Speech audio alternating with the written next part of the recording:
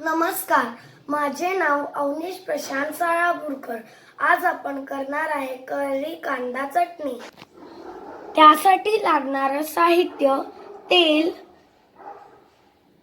लसूणची paste, मीठ, मोहरी, जिरं, हिंग आणि लाल तिखट, बारीक चिरलेला कांदा, कैरीची पेस्ट, शेंगदाण्याचा कूट आणि अर्धी वाटी गूळ। सर्वप्रथम गॅसवर तेल गरम करा। थोडंच तेल टाकायचं आहे, बाकीचं तेल फोडणीसाठी ठेवायचं आहे। तेल गरम झाल्यावर बारीक चिरलेला कांदा टाका। थोडा हलवून घ्या। कांदा थोडा परतला की कैरीची पेस्ट घाला। थोडा हलवून घ्या। कैरी कांद्याची पेस्ट परतून झालेली आहे। आता लसूण घाला।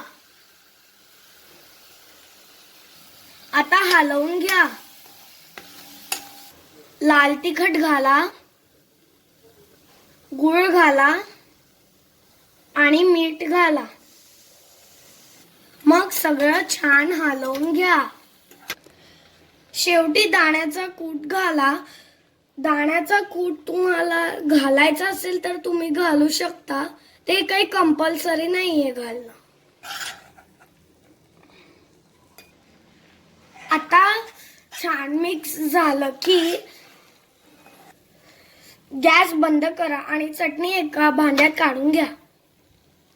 आपण चटणी एका भांड्यात काढलेली आहे। आता वरतून फोडणी घालूया। त्यासाठी कढईमध्ये तेल गरम करा। तेल गरम झालं आहे। आता मोहरी घाला। मोहरी फुटली आहे। आता जिरं घाला। आता हिंग घाला। मग गॅस बंद करा। आता फोडणी ह्याच्यावर घालायची आहे। ही झाली आपली कैरी कांदा चटणी रेडी। तुम्हाला जर माझा व्हिडिओ आवडला असेल तर प्लीज माझ्या चॅनलला सबस्क्राईब करा आणि व्हिडिओला लाईक करा।